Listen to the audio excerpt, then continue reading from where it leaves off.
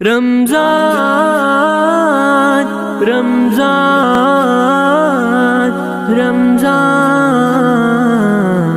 رمضان مرحبا اے ماہ رمضان مرحبا صد مرحبا نحمدہ ونصلی علی رسولہ الکریم اما بعد معزز سامعین، میں ہوں حافظ محمد تنویر اور آج میں حاضر ہوں آپ کی خدمت میں ایک بہت ہی اہم پیغام لے کر۔ جی ہاں، یہ پیغام ہے رمضان المبارک کے حوالے سے۔ جیسا کہ آپ حضرات کو معلوم ہے کہ رمضان کا مبارک مہینہ شروع ہو چکا ہے، اور رمضان کا مبارک مہینہ شروع ہوتے ہی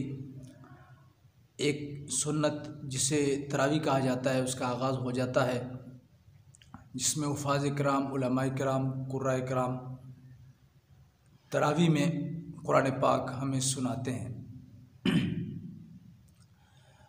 ہر سال الحمدللہ ثم الحمدللہ پوری دنیا میں لاکھوں علماء کرام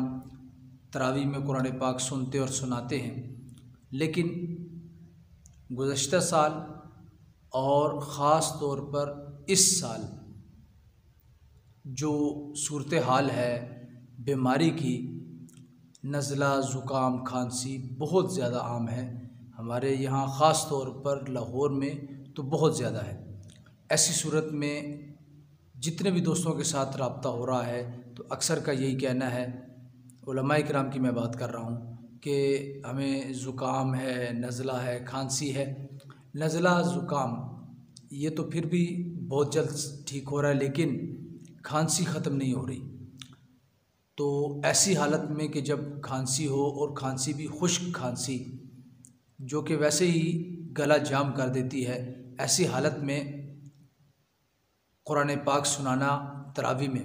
یہ بڑے ہی دل گردے کی بات ہے۔ تو اس لیے میں آپ حضرات سے یہ گزارش کروں گا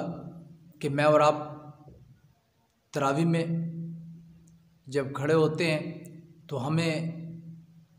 علماء کی غلطیاں نکالنے کا بڑا شوق ہوتا ہے۔ ہم کہتے ہیں جی آج لمبی ہوگی تراویح، آج جلدی پڑھا دی، یہ کر دیا، وہ کر دیا۔ تو یقین جانیے ہمیں بڑی قدر کرنے کی ضرورت ہے ان علماء کی، جو ان سخت حالات کے باوجود، اس بیماری کی حالت میں بھی، اتنی طبیعت کی خرابی کے باوجود ہمیں قرآن سنا رہے ہیں۔ تو یقین جانیے ہمیں ان کی قدر کرنی چاہیے۔ اس لیے ہمیں یہ چاہیے کہ ہم پورے شوق اور ولولے کے ساتھ تراویح میں شریک ہوں اور ان علماء کرام کی قدر کریں اور ان کے رتبے اور ان کے مقام کو پہچانیں، جو کہ اتنی مشقت کے باوجود، کیا مشقت ہے آپ دیکھیں۔ میں اور آپ کیا کرتے ہیں، ہمارا تو یہ ہوتا ہے کہ ہم نماز پڑھ لی تو ٹھیک ہے، دن کو سو گئے، اگر کسی نے کام کرنا تو کر لیا ورنہ سوتے رہے۔ لیکن یہ علماء کرام، یہ حفاظ کرام، یہ قراء کرام